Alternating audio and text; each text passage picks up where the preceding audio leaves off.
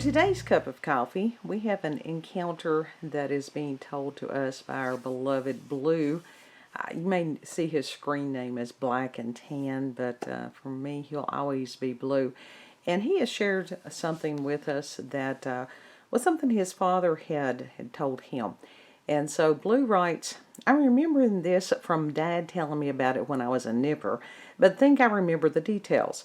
As a child, my dad was playing hide and seek with two friends. My dad was on, meaning it was his turn to cover his eyes and count while his two mates hid away. The game began, and Dad took a few minutes to find the first mate. They were then both looking for the second lad.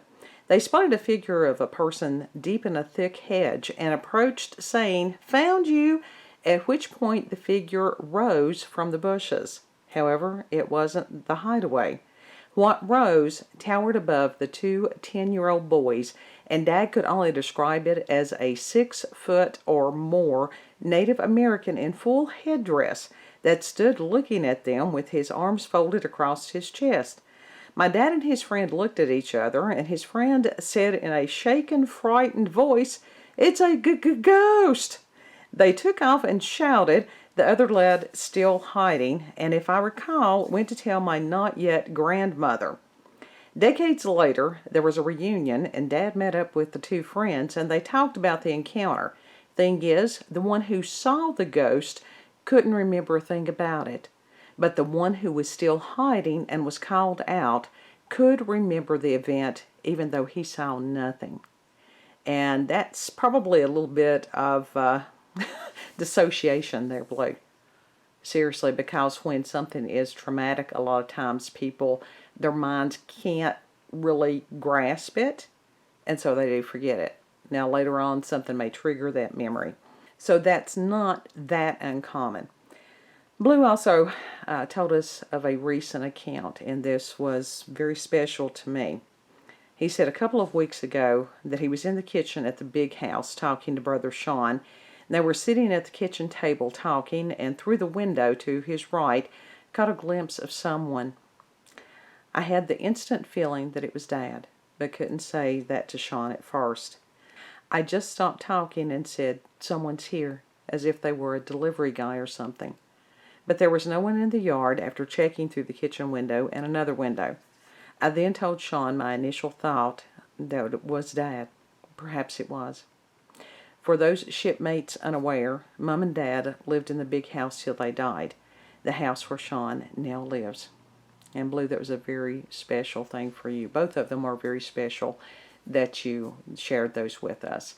And that was one of the reasons I wanted to leave that for the Sabbath, because it's a day that wonderful things.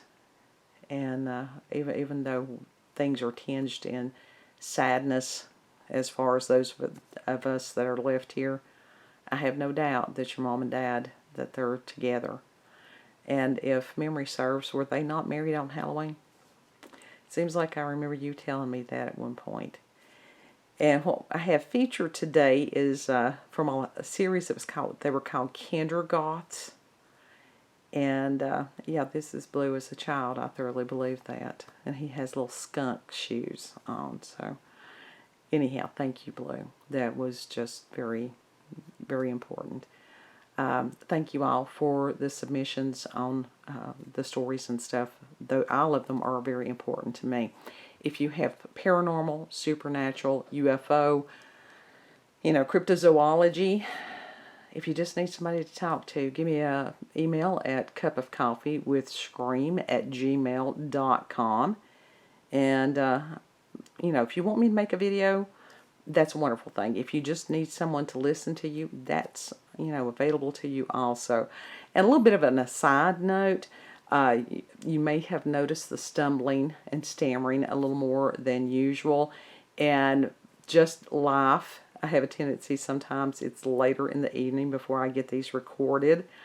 And so that's just a matter of age and fatigue. So bear with me, folks. And some days are just better than others, all the way around.